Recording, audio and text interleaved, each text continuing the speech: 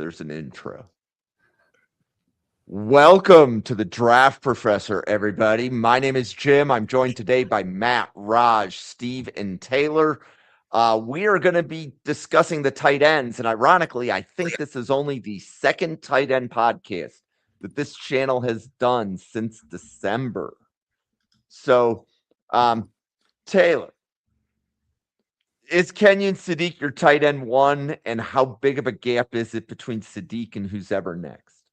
Yeah, I mean, he's my tight end one for sure. I think the thing for me is I don't know if he's inside my top 20 in the whole class, but I do think he's well above most of the other tight ends on the list. I just think his athleticism is unmatched. It's something we haven't really seen at the tight end position. I know his size isn't necessarily the most ideal, but he's a physical blocker, and he really, he's not afraid to stick his nose in there and battle, and I appreciate that. He's only going to get better with technique in the NFL, with coaching. I just think the athleticism, you can't overlook that. It's really out of this world. And I kind of have a comp for him. It's a little bit of Sam Laporta, a little bit of Jonnu Smith. And I think that, I think that's not a bad thing.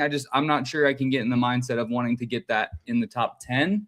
But I think he falls to the mid of the first round. But yeah, he's a pretty considerable gap ahead of my tight end too. What about you, Matt? Yeah, I think I got the same thing going. Sadiq's the best athlete at tight end in the draft. The highest ceiling it's not even close. There's no tight end in this class that moves like him. So as a pass catcher, we're talking about the best guy you're going to get. Almost can be used as a big slot at times, but he definitely has the ability to play in line. Maybe not the best in the draft at that, but his upside as a receiver is better. I do not have him in my top 20. I have him at the bottom of the first round. I have seen people in my own Chiefs fan base suggest that we take him at 9, and I will not be heard from for a long time if that happens. So I saw one of those tweets today. Don't even get me started, man. Not happening. But maybe at 29 if he's there, but no thanks. So yeah, I have a considerable gap, probably 25 picks between him and the next tight end on my board. So yeah, I think we can go around. I think everybody will have him probably at the top. Yeah, Raj, who is your tight end one? Is it Sadiq? Yeah, Sadiq's my tight end one by a bit. I really like his game. He's going to hover around my top 15 until I finalize that order. Right now he's at 14. But when you look at him, I mean, everybody said it, such an explosive athlete, offers so much receiving upside. But where he matured, I think, a lot from last year from summer scouting was that his routes have gotten a lot sharper and his route tree has gotten a lot more developed from where he was last year. So just continuing to see that upward progression. He's not the best blocker, but he gives effort and he's physical. And as Taylor said, like with more technique and NFL coaching, I think he'll get to a point where he's definitely passable in that respect. I think from him to my tight end 2 is the biggest gap between like a player 1 and a player 2 in terms of position on my big board. Steve, what do you think? Yeah, I actually have him as the 23rd ranked player on my board. He is tight end 1. I would have no problem, though, if the Jets would take him at 16 if a couple of the receivers are gone, because I don't want Ty Simpson. I've heard Ty Simpson doesn't have the bend around the bags the way Ruben Bay does. So that's why I don't want him, because that's been a big debate. But, I'm from a generation where, you didn't even consider a tight end if he was like shorter than 6'5", 6'6", right? And, and that has changed over the years. But so, we call him a tight end because that's the position. But I think it was Matt who said about being a big slot.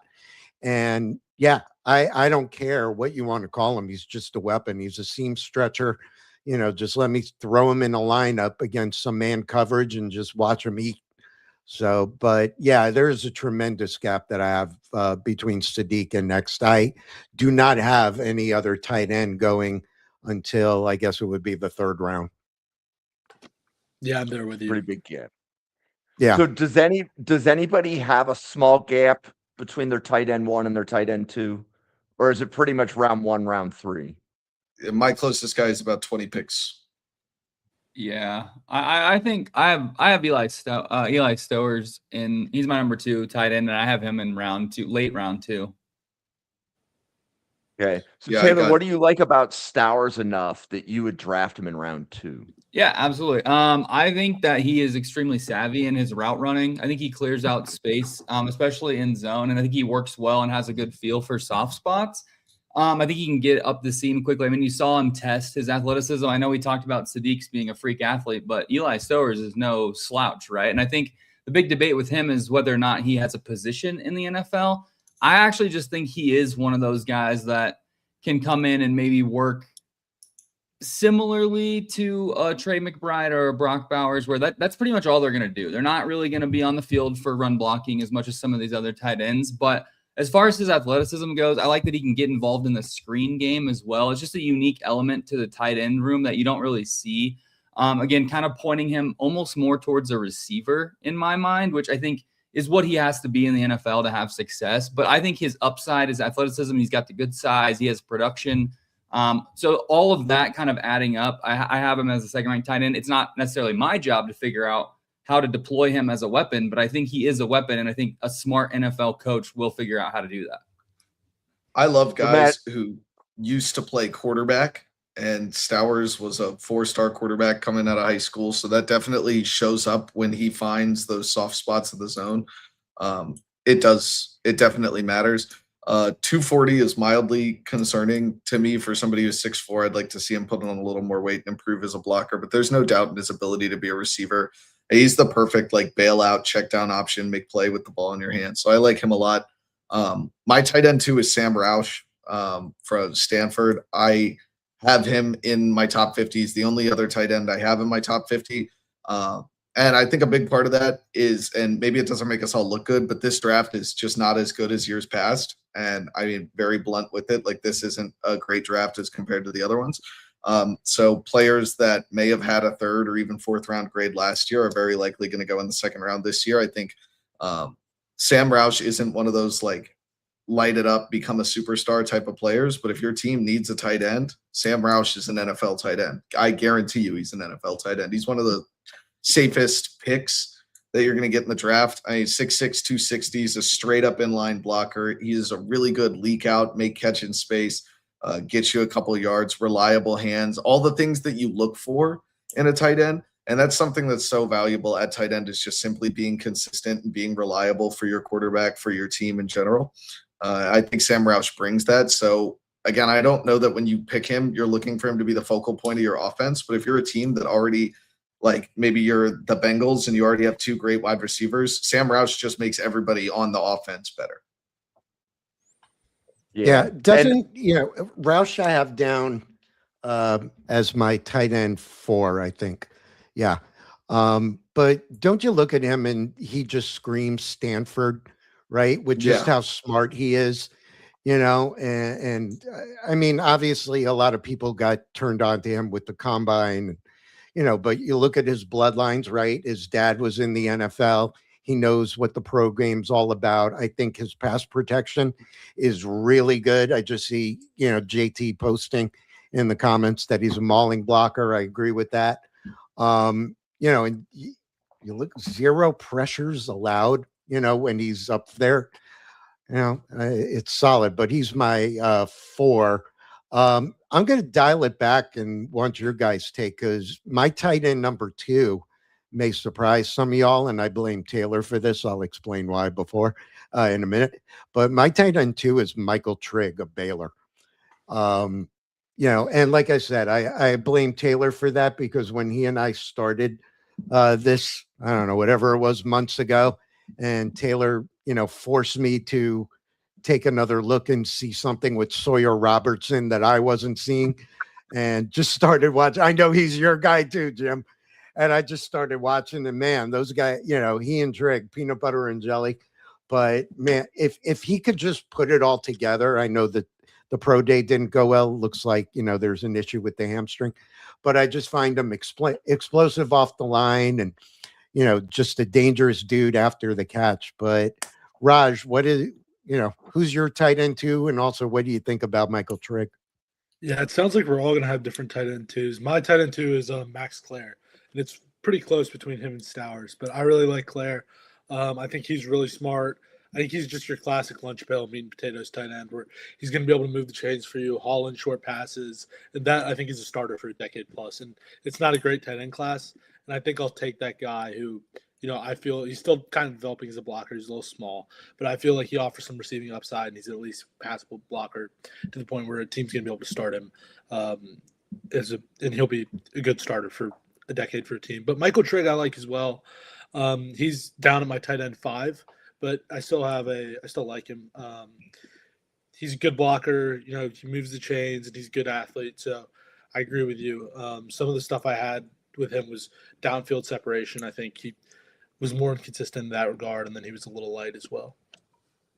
So, Yeah, I Matt, think- where are you on Trigg? Because I know that Chris Connor loves him to the Chiefs in round 2, but I haven't heard anybody else on the Chiefs side say Michael Trigg round 2. No, I would not be happy with that at pick 40, to be honest. That would be frustrating. Maybe if we trade down, but even then, I don't have Trigg quite that high, especially for the Chiefs. The Chiefs love to run a lot of 12 personnel out there. And if they're going to run a big slot, it's going to be Travis Kelce. And we have Kelce for another year. And we're not looking to win in 5 years. We're looking to win tomorrow, next year, this year, as soon as possible. And so I don't know that getting a guy who is I don't love the way Michael Trigg plays in line.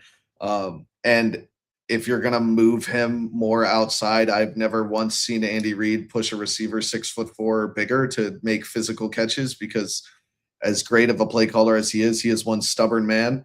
And he will not use any receiver that is physical on the outside like that. So I just don't know that that's a great fit, as much as I love what I've seen from Michael Trigg. If you throw it his way, he's bringing it in. His hands are huge. His hands are reliable. He is a very skilled player. So I see it. I just think that you're looking at a very specific fit for a player like him. A coach is going to have to more so work him into their offense. Whereas kind of what I like about Sam Roush is just that you can plug him in. He is an NFL tight end, no matter what team he ends up on. There are 32 teams in the NFL that would like to have Sam Roush on their team tomorrow. So I think the same thing is true with Max Clare, who's my tight end 3. And then I think the next guy on my board would be my tight end 4 that we haven't brought up, is Oscar Delp from Georgia, who I think is a really reliable player. And I think he blew away a lot of people with his athletic testing. Like, a lot of people didn't expect him to be quite as athletic as he was. Kind of similar to like Jacob Rodriguez in that stance, where we watched Oscar Delp play and we're like, well-rounded, pretty consistent player, very just generally talented. He is a pretty reliable blocker on the inside. I think the expectations for him were pretty high because he followed up the performances of Brock Bowers, and there wasn't a man in the world that can follow that up and look great. So I think we saw that he was a reliable player. A lot of people thought that he was just kind of this consistently average tight end, but he tested a lot better than I expected, and that caused me to push him into my top 100. So does Michael Trigg's off-field issues push him down anybody's board? I personally don't comment on a player's off-field issues just because I don't know, but I'll let other people go on that. You're also a Chiefs fan, and it doesn't matter we can't take more of them, man. That's a good I point. can't have Good another point. pass catcher on the commissioner's exempt list, dude. I get it. Yep. Yeah, on my that's board, fair. I normally put either a green flag, a dash, which is what most players receive, a yellow flag, or a red flag. With a player like Trigg, I put a yellow flag next to his name, which is, there's some claims, but there's nothing with the police. There's nothing super verified, I guess. So I don't normally push him down on my board, but I think it's important to at least note that if there's some smoke somewhere. Yeah, it doesn't affect my grading system at all, but good to know. And no, a lot of I heard someone talking about this on a different podcast the other day, but we don't even know most of the off the field. We don't get to any input in the interviews or anything. We're only basically watching film and looking at numbers, and any character concerns, they're, as they say in corporate America, they're over my head. I can't make that decision because I'm not in the room with these players. I'm not seeing it every day. So it's tough to comment on when you don't have that perspective. That is exactly right. That's exactly why I don't comment on it. If I was in the interview room, it would wildly impact the way that I evaluate players. I think I would look at interviews as one of the most important things I do as an analyst of draft prospects or as a GM or a scout or any of those things, meeting the players and understanding the type of person that they are would be incredibly important to me. But I can't comment on the things you do off the field. If I haven't met you, I don't know who you are, because I think if people judged me or judged everybody else in the world just off the, 2 things that go public for them, we all wouldn't like each other very much. So I don't think that it's quite fair to evaluate, Michael Trigg off his worst moment and then evaluate Joe Royer off his best moment or something like that. Just in general, I don't know the people, so that's just my opinion on it. I don't know. I will go back to Taylor, but I don't know who do you have next? Who would be the next guy you'd be? Yeah, the next guy I have, I actually think this is maybe the same argument for your tight end too, as far as an NFL body, NFL tight end. And he's actually my tight end 3, and that's Eli Raridan out of Notre Dame. So 6'6", 245 pounds. Man, he can move up the seam pretty quick. He had a perfect passer rating on targets 20 yards down the field, 8 catches on 8 targets. So, I mean, he's just a weapon. I think he's better. He's pretty good blocker. He has the ideal frame. He can move around. And, man, when he gets to the, beyond the first level of the defense into the second level, I'm a big fan of his game. And, again, kind of in the Sam Roush thing, we're looking for tight ends that are going to have careers that are going to span multiple years because their size, their build are already NFL ready. And Eli Raridan, to me, is one of those players. So, yeah, I'm a huge fan. I think he's just a big physical athlete that can get downfield, and he holds his own blocking pretty well. Yeah, man. Sticking with Raridan, because I forget what number I have him, but the guy's got a lot of perseverance, because what was it, 2 ACLs that he had, I think, coming in. I know at least one. Yep. But I'm glad you brought him up. I know, Taylor, you're a big Raz guy, so I think he was at a 9.66, I think, if I remember correctly. He tested really well, even with the medicals. My only concern is I think the route tree needs to develop with him a little more.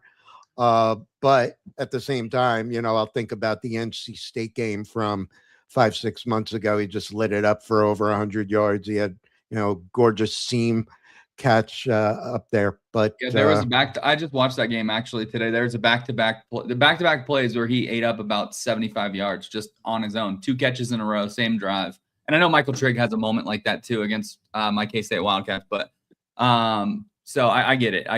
But that was Chalk Taylor.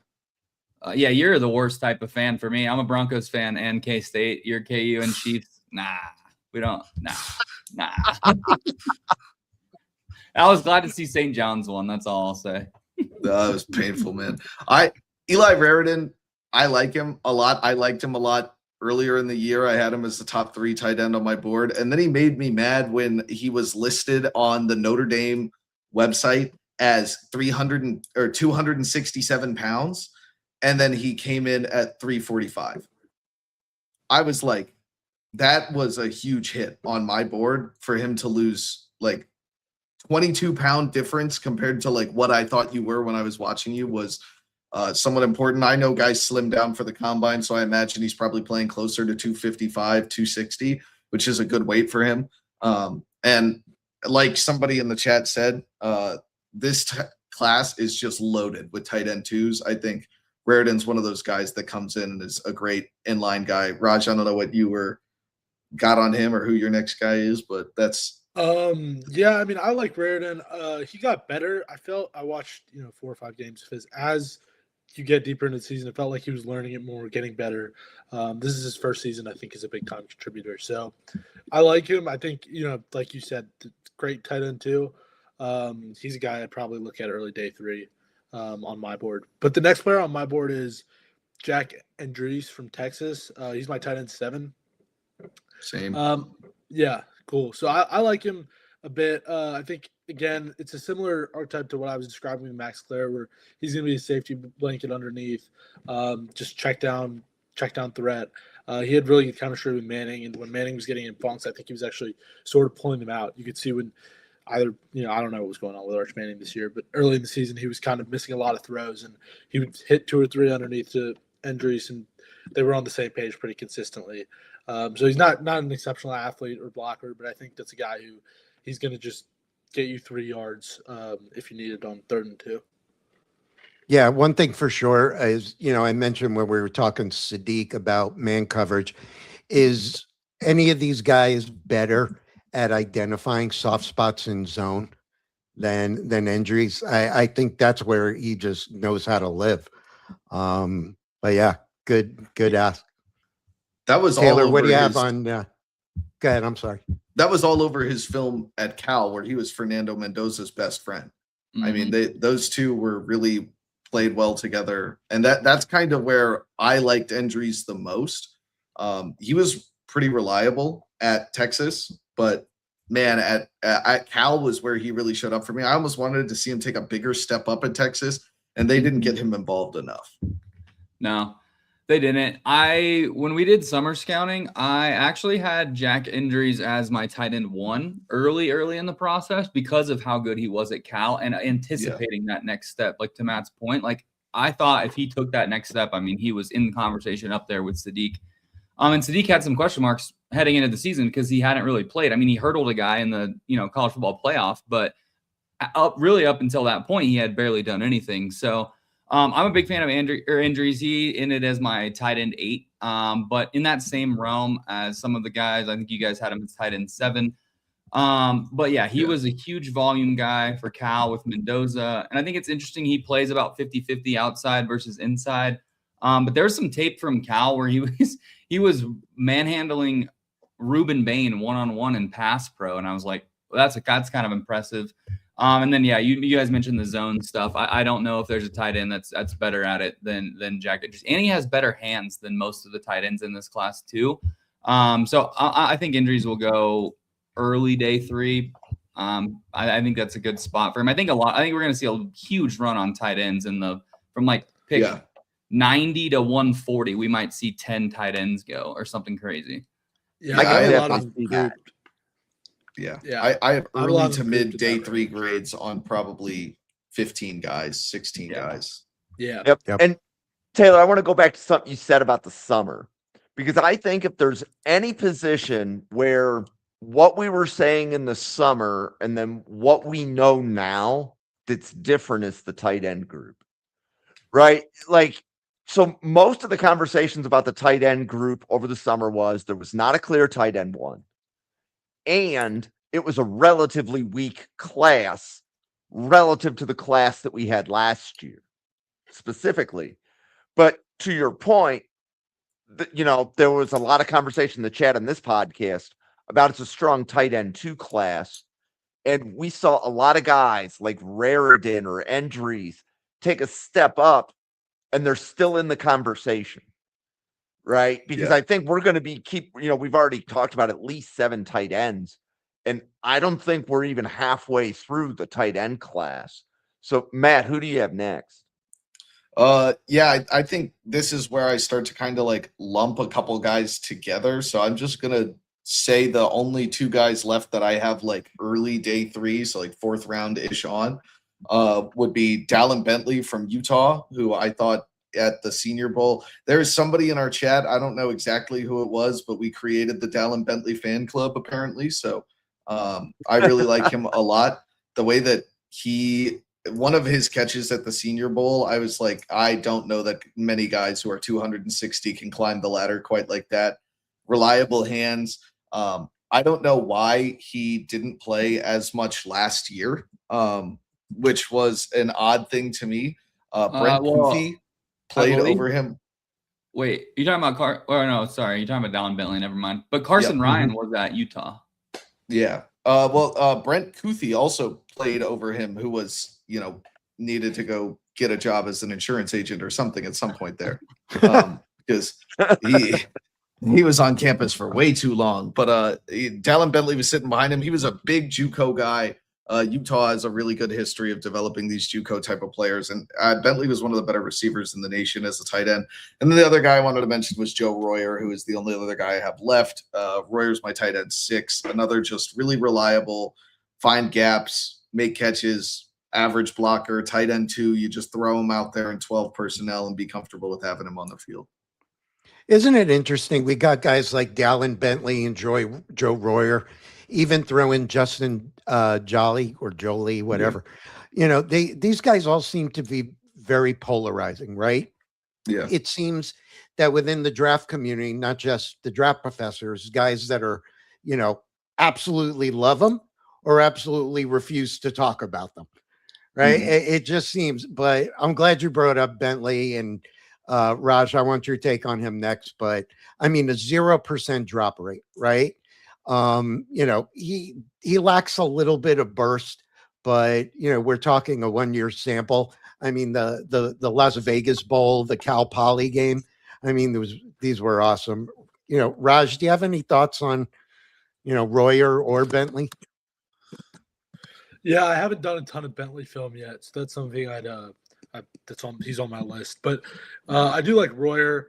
You know, you look at, I think, you know what Matt said, just the tight end too. You throw him out there in 12 personnel, and you're going to feel good about him.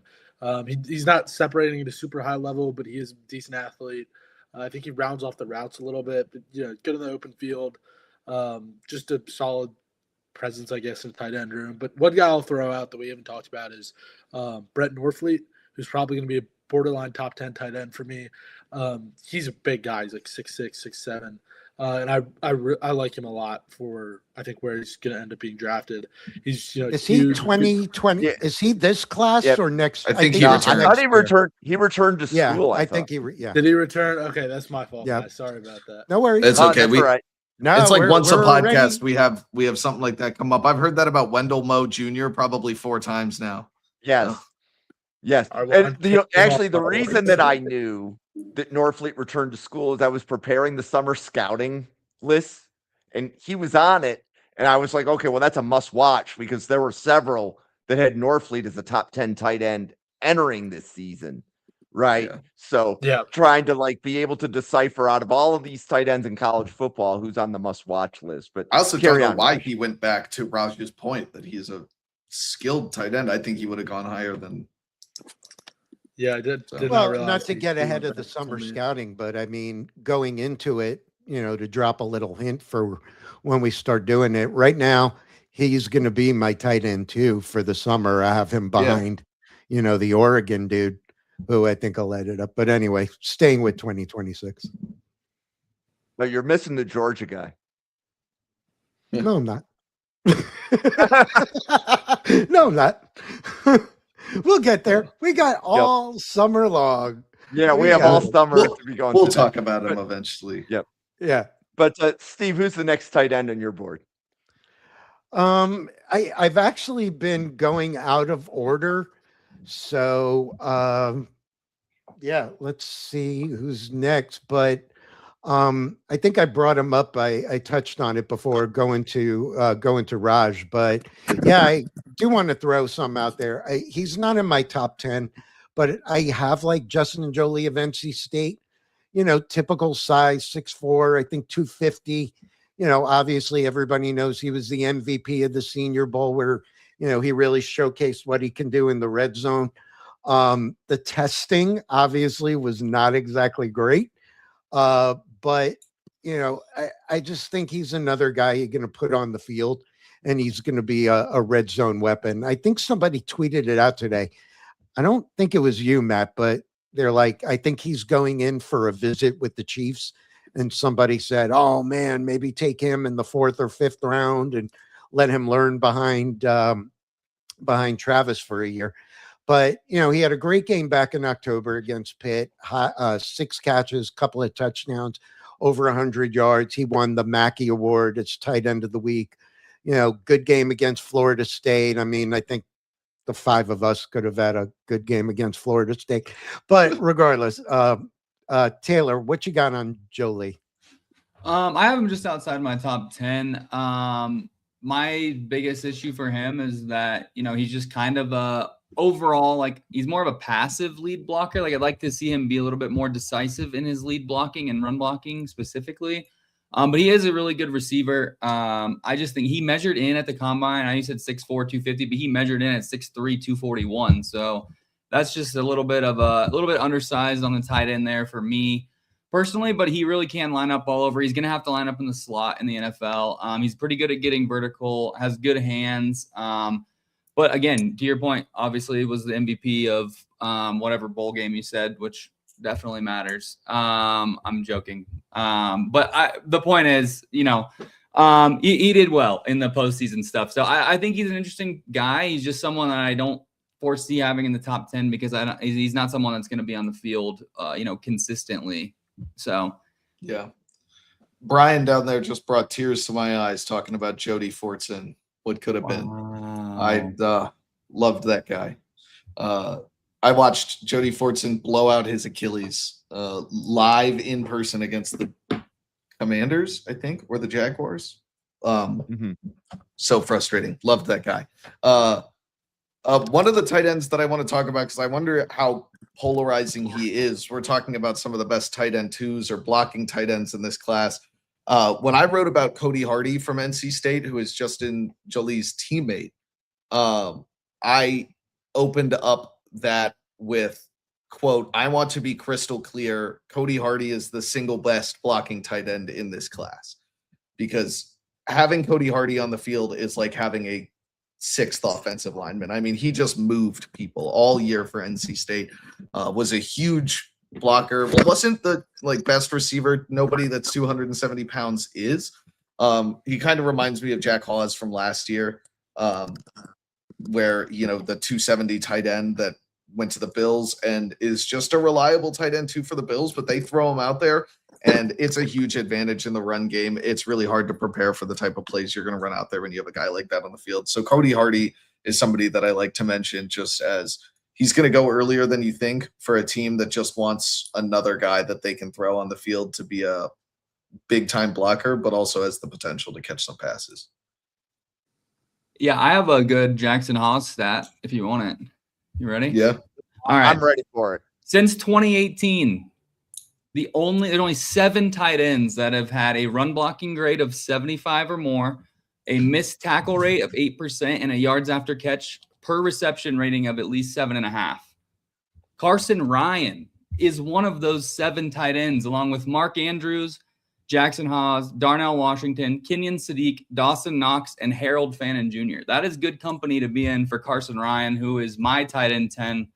I would love to talk about him. He's a little under, not the biggest height. He's 6'3", but he's 255 pounds. Really, really good run blocker, and he's good, just kind of leaking out of in line and making plays in the passing game. Carson Ryan is just, he's one of those guys that's going to be, we talk about the tight end two so much on this episode. We're going to keep talking about it, but man, he is just pure tight end two. He's getting his nose dirty in the run game. He's, and again, after the catch, like that stat that I just shared, was mostly an after the catch stat. So he's a guy who has some wiggle after the catch, even though he's not the most athletic guy in the world. He is getting upfield, he's getting extra yards, and he's making plays. So Carson Ryan from BYU is a guy I wanted to talk about. He's going to be the guy Andy Reid goes after if he's looking for a tight end too. You're talking about a BYU dude who loves to block, get his nose dirty, get in there and make things happen. That's the tight end too that Andy Reid will look for in round 5, considering his relationship with their coaching staff and all that stuff. But one dude, yeah, Jackson Hawes too last year was top 10 in the NFL in run block attempts. Okay, so he was like you mentioned, they got him on the field, like he is on the field like a lot. Yeah. So this dude is just. There was a reason James Cook had such a good year with rushing efficiency.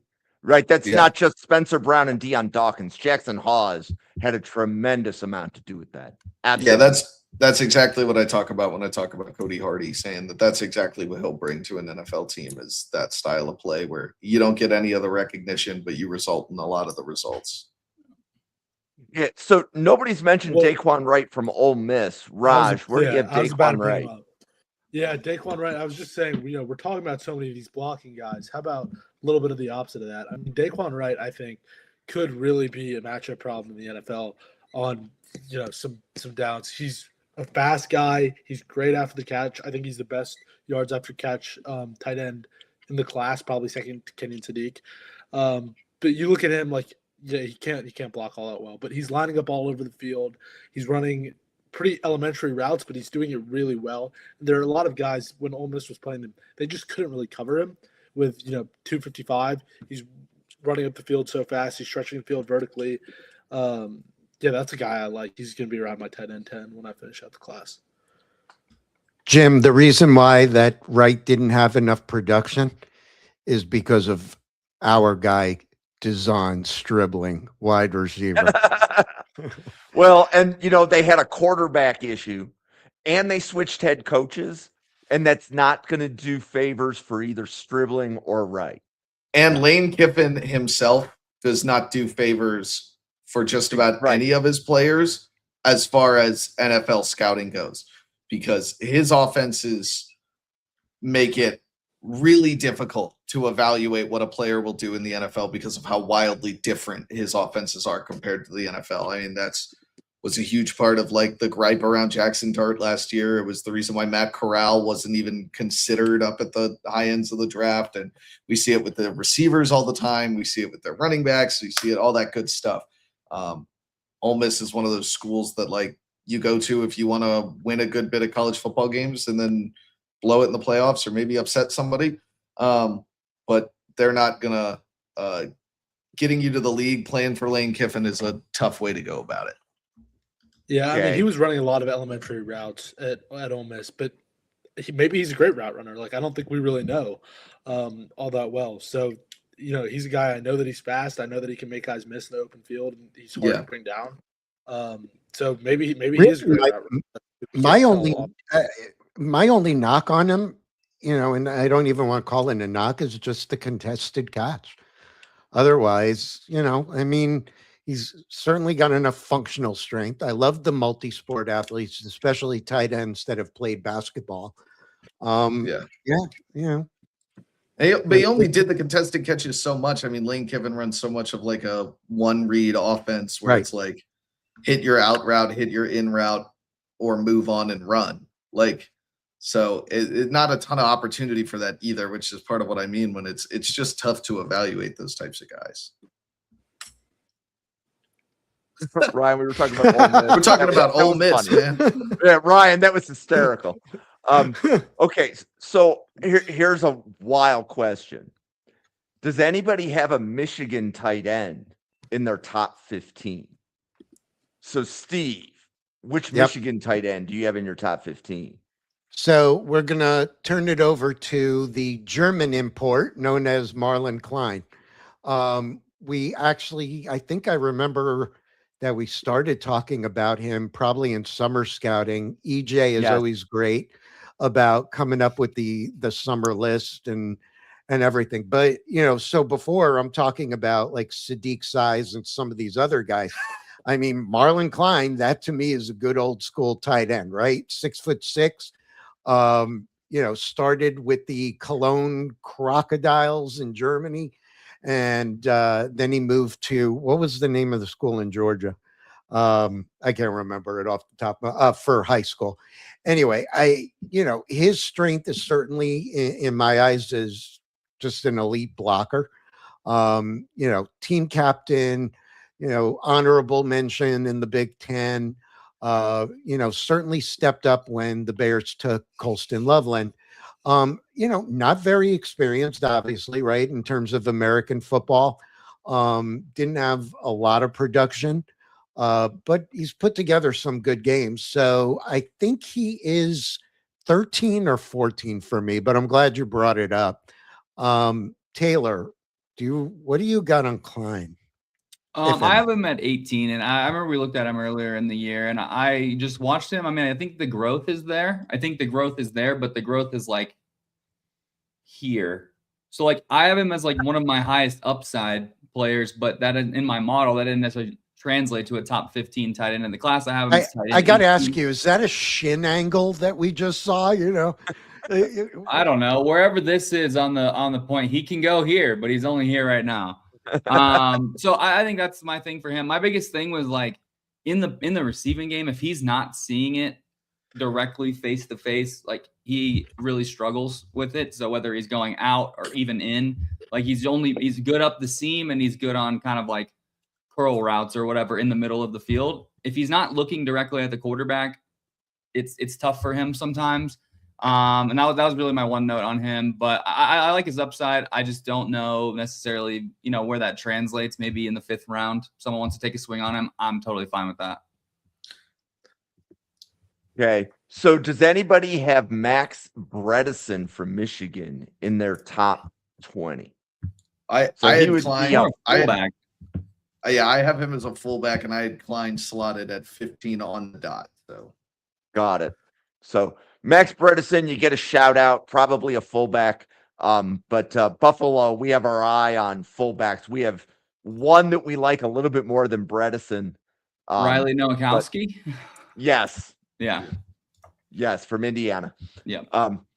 So Raj, do you have any other tight ends on your board that you like that we haven't talked about yet? Yeah, the guy from Texas A&M, Bo Kircher. I'm probably butchering that. I liked him. He's thin. I think he's like 245, but he can block guys, and you see him, especially when he gets like the initial momentum with them and he gets them on the move. He might have had the most pancake blocks out of this class. So again, you're looking for a guy who can do a job where you can put him in a situation where he's winning reps. That's a guy that's probably 5th, 6th round. That's one I'd look at. yeah, he's a well-rounded player in a Texas A&M offense that needed a reliable type of guy. Casey Concepcion is a great playmaker with the ball in his hands, and oh my gosh, Mario Craver is another really skilled receiver. Texas A&M had 3 really strong receivers, but all of them were relatively thin, not super like physically winning guys. I mean, Borkercher really owned the middle of the field for them. That was something that was so reliable for them all year. Yeah, so we got 4 different tight ends being mentioned in the chat. Does anybody have anything on Koziel, Maryland, or Hibner or Rohan? I'll start with Maryland. I think probably all of us have things on Koziel, but I'll start with Maryland. Obviously, NFL genes. Russell Maryland. 3-time Super Bowl champion with the Cowboys. He's in the College Football Hall of Fame. I think Maryland has the most yardage by a tight end in SMU history. 17 career touchdowns. I think he's got very reliable hands. Going through my notes, Wake Forest, Syracuse games, this past season, as well as a game against Nevada last year, that was probably one of his best games. Unfortunately, lost some time with the ACL. But yeah, in terms of just areas for him to develop is really just, is in terms of the blocking game. That's about it. I do have him as a late day 3, so I have a draftable grade on him. Any of you other guys have anything on Maryland or want to take on Matt Hibner? All 3 of those guys come in as late day 3 guys for me. Koziel is a taller, thin tight end, plays a little tall. That's kind of the same issue I had with Klein, that they're playing high. But I mean, when you get to this point, we're talking about guys that are all tight end 2, tight end 3s. They're all going to have their own individual flaws. You can kind of work an offense with those guys. RJ Maryland and Matthew Hibner were, both tight ends at SMU. Maryland played off the line of scrimmage a lot more. If he's going to be an NFL tight end, somebody needs to get that man a protein shake. And Matt Hibner he's a skilled inline tight end. Again, protein shake, 245, not exactly what I look for in a tight end. 225 is definitely not what I look for in a tight end. Probably caused me to miss on Arondre Gadsden last year, but that's okay. Tough to make that work. That's an exception to the rule in general. One other guy that I want to throw out there in the conversation that's kind of like a smaller, not a smaller player, but less talked about guy is Chamon Metier from Arizona State. I like him a lot, 260 pounds, 6'4", really stocky. Another one of those guys that's similar to what I mentioned with Sam Roush, similar to what I mentioned when I talk about, oh my gosh, I'm blanking on his name, Cody Hardy, and the other like blocking tight ends that I mentioned above. Metier is a really reliable 6'4", 260, stocky blocker, strong on that offensive line.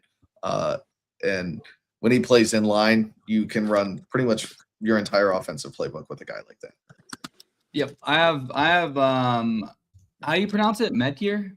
I think it's Metier. Okay. Well, I have him as my tight end 15. So I'm right there with you on that. I think he's a solid tight end, really good blocker, really good frame too. So I like him. Nobody's talked about Tanner Koziol yet, so I'll do it. I'm gonna guess based on the reaction from this crew, I'm way the highest on Tanner Koziol. I have him as tight end 7. He's the only player in my top 20 we haven't talked about, I think.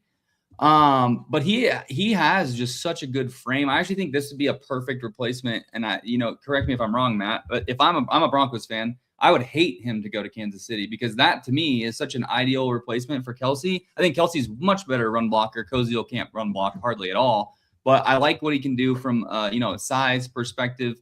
And then from a skill perspective, like he had at one point, and I know it's Ball State, but he had 18 touchdowns in 22 career games right prior to this last season. And then I think my biggest thing is like the way he works over the middle of the field. He had 21 targets over the middle of the field. So between 10 and 19 yards, he caught 16 of them for 6 touchdowns. So he's really effective over the middle of the field. And specifically over the middle of the field. 39 of his 50, he caught 39 passes on 50 targets over the middle of the field. So I think the way he works the middle of the field is just a weapon, and that's someone that's going to make an impact on an offense, whether that's in the red zone. He's not going to block for you. I'm thinking like Mike Gesicki kind of vibes. I actually have him as a late day 2, early day 3 grade, just outside my top 5 of tight ends, but I like his game.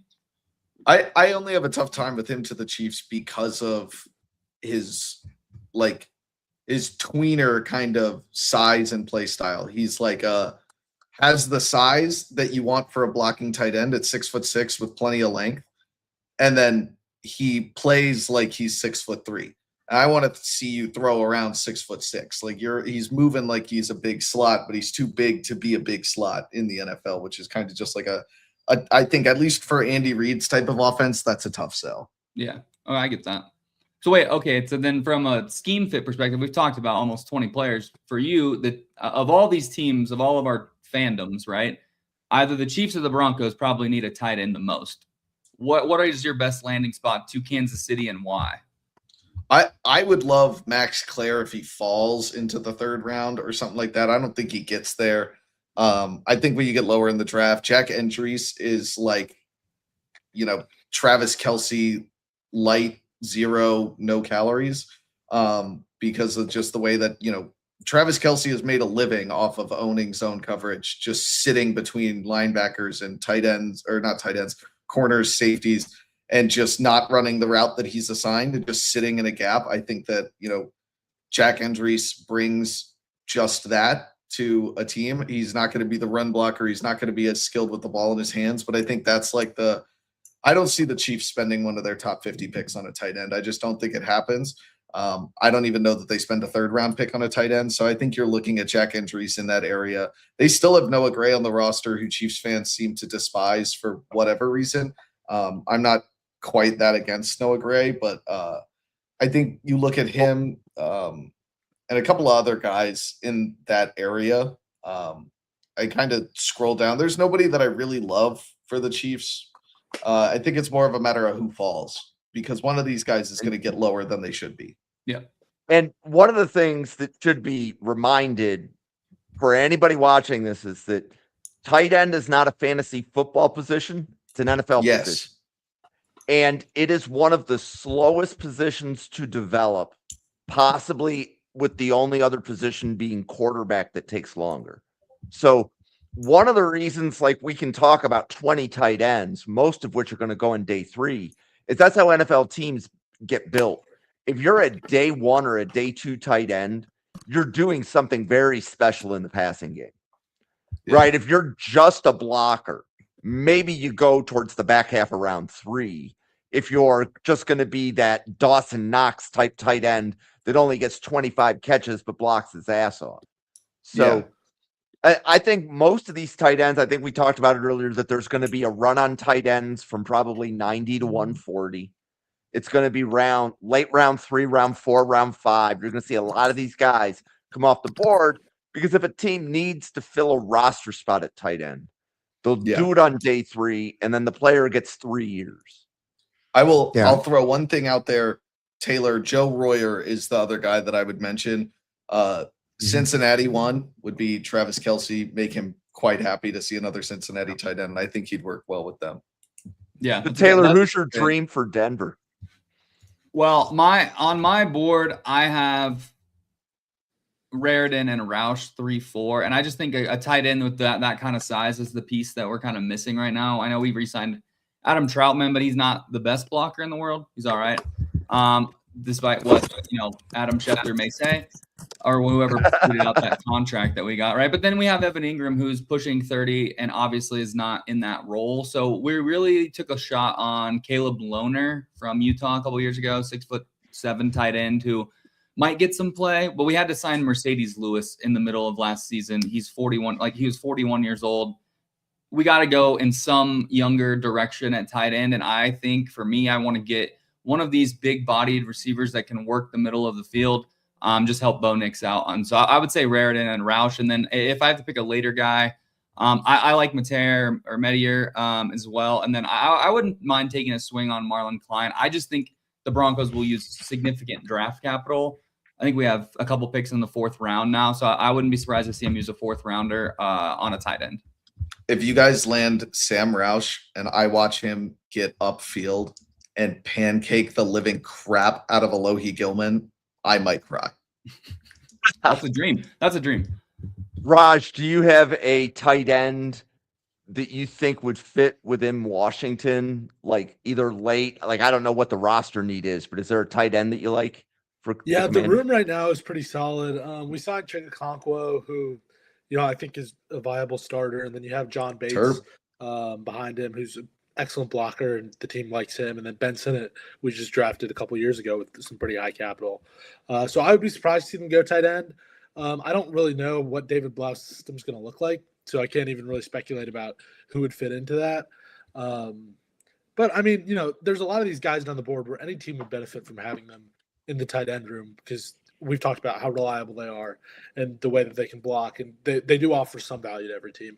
So there could certainly be a guy they take who's fallen down the board in rounds 5, 6, or 7, but I don't think it's a pressing need right now. Steve, the Jets need everything. Do they need 2 of these guys or just 1? Well, pick your poison. Last year in the 2nd round, they took Mason Taylor. He was okay. I'm a little concerned. He did miss time with a neck injury that they just said was not serious. But I heard that once before about Quincy Enunwa. So we'll see what happens with that. I think the issue, there with Taylor is just the coaching is just so god awful that can't really see the upside of what he is. And then they just extended him, Jeremy Ruckert from the Ohio State University. Yep. Brian, I see your comment. Of course, I'm always going to plug the Buckeyes. Anyway, but he's more, even when they took him, it was a different regime. It was Saleh. And I saw him more in that, Kyle Juszczyk kind of role. His hands are okay. And who's the other guy they had? They brought him in. Jelani Woods. Yeah. And he was inactive the whole time, but they threw some money at him, to stick around. So, I mean, you're right. We need everything. It kills me when I see what happened with Harold Fannin, who was the guy that I really wanted last year. But I said at the top of the show, I do not want to consider defense twice in the 1st round. It's 16. I'm willing to go receiver, but my second choice would be Sadiq, and I'd be dancing. I have a question. So how many tight ends do you guys have with draftable grades in this class? And how many of them are outside of or in day 3? Because I have 30 draftable tight ends. And I have only 4 that I would take before day 3. I think that's like an odd disparity compared to like other positions, Well, things like that. and- That reminds me of how I grade running backs, which No, is crazy to think. But Matt, you're leading into a point, which is going to be how I was going to kind of close this down and summarize it. We could be seeing a historic draft in that more tight ends will get drafted than running backs. And the last time that happened, I think Taylor, you were the one that- 2010, right? Yeah, Yeah. I wrote about it. Yeah, 2010 was the last time. So, that's likely going to happen. And I looked at it because I was like, oh, it must have been a bad running back class. Well, 3 running backs went in the top 30 picks of that class. So I was like, that's crazy. But yeah, 27 tight ends were invited to the NFL Combine. Only 21 running backs. Thus tipping me off to this being a possibility. But yeah, 2010, it's crazy that it's been since 2010, but just kind of interesting. The last time there were more tight ends drafted, teams started passing the ball more than 60% of the time. So frequently. It hit an all-time like 22-year high in 2014. 15 different teams were throwing the ball 60 or more percentage of the time. And that number has dwindled all the way down to less than 5 since 2014, and it keeps going down. So it's kind of getting balanced. People are running the ball more. I think it's weird to say. The reason and the shift for needing to run the ball more actually allows for more tight ends to be drafted than running backs. It's easier to find a running back like George Halani in free agency that can beat out a running back that you drafted in the 7th round in Damian Martinez because of his special team skills. And now teams are keeping 4 tight ends instead of 4 running backs. So they're only keeping 3 running backs. One of those running backs is essentially assigned to kick return duty and maybe like 2-minute offense, maybe 4-minute offense, whatever that looks like. So tight ends are going to be, I don't think this is a trend that's necessarily going to stop. I could see this happening multiple times over the next 5 years. Yeah. Yeah, but Well, Matt, to your question, I've got 24 draftable grades, and I have I have 15 of those 24 on day 3. Yeah, I You have not. 9 on day 1 and 2. Well, day 2 mostly. I only have 1 on day but 1. that would Yeah. still be, but 9 in the top 100 Yeah. is still feels like it's high. I think you're high within this group of 5. I have Probably. 6. I have 6 in my top 100. I have 4. I have 26 day 3 grades for tight ends and 4 in the first 2 days. I have 4 in the first 2 days as well. I don't know how many I'll have a draftable grade on because I still have a few guys to get to. Probably around, I'd imagine 20 to 25. Okay. Yeah, and that's I have a just not a certain question. number. Matt, are any of the draftable grades Lance Mason of Wisconsin or DJ Rogers from TCU? DJ Rogers is a yes. DJ Rogers is 23rd, and Lance Mason is the first priority free agent. Got it. Okay. Did Jaron Kanek from Oklahoma make the list of draftable? Yes, but with a strong asterisk of like, you're gonna want to figure this guy out. You're gonna have to know how well he knows an offense. He's gonna have to learn an offense. You're gonna have to be patient with a linebacker transitioning. And 6'2", 230 pounds screams fullback to me. So I'm not sure how much he Right. stays as like a true tight end. Well, and that's why I wanted to drop his name. So Jaron Kanek, tight end from Oklahoma, is a name for people who follow the draft to consider, because I think what makes him draftable, he's going to be able to be a 4-phase special team player for you. Guaranteed, you're going to be able to dress him on Sundays. The problem is he's a linebacker that converted to tight end at Oklahoma. And he's, like, as Matt pointed out, he doesn't have the prototypical size. He's only 6'2", I think 220. In that range. So you're either going to need him to slot wide receiver, fullback, but the likelihood he plays more than 5 plays of offense a game for you, I think, is low, but he's going to be able to contribute to your roster, which is why he's going to get drafted. Yeah, he's a long-term special teamer, and if you put him at fullback, I form, and just tell that guy to run forward and tackle the dude in front of him without grabbing him, might Yep. block pretty well. I mean, like that's like he's not afraid to get himself dirty. He was linebacker; he'll hit. Well, why don't we wrap the podcast up? Raj, it's definitely been a while since we've had you on a podcast. You want to introduce yourself to everybody? Let them know who you are and how they can find you. Sure. Yeah, I'm Raj. I'll be Raj Draft on X.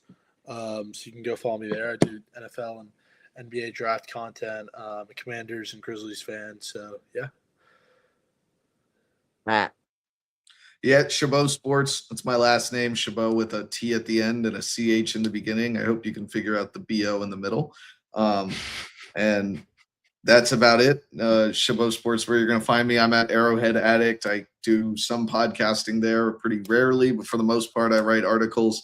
They're going to be informative for pretty much all teams because they're write-ups about players. I specifically focus on their fit with the Chiefs, but you'll get to learn something about players that you may not know or you may already know, but you don't know how they fit with a different type of offense, and you may learn a thing or two. So check it out over there. It's a great site. My coworker and I, Price, cover a lot of NFL draft stuff over at Arrowhead Addict. So feel free to check that out. Well, Chaw. Yeah, you can find my stuff, Football with Chaw, and then you see my X handle down there in the small white font. So, yeah, I'm kind of new to this draft process stuff, so I'm just kind of building out my board for the first time and my kind of ranking model, which focuses a lot on film, but also on production and, athleticism, things like that, to kind of finalize my rankings, as most boards do. But this will be the first time I have a full, 300 players. I've never had that before. So on YouTube as well, Football with Chaw. Follow. Been writing some random stuff about tight ends and running backs and kick return rules and all sorts of stuff. So what about you, Steve? Yeah. So the center of everything is right here. There's a link tree there. It'll get you to the YouTube channel as well as the Substack, which I finally got going again. Also involved with Jetcast on Twitter as well as YouTube. On the weekends, I've had a bunch of draft professors stop by our Twitter space, or X, whatever you want to call it. It's called The Huddle, 8 a.m. Eastern, Saturdays and Sundays. We usually bring in some guests. We've been blessed to have some of the draft professors stop in, and more will be coming.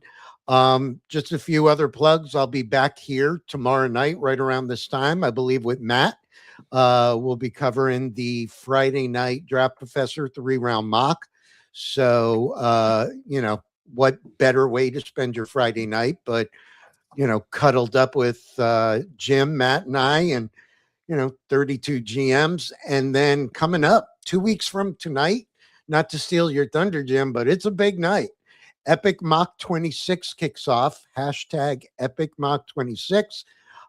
32 draft professors will be podcasting against each other.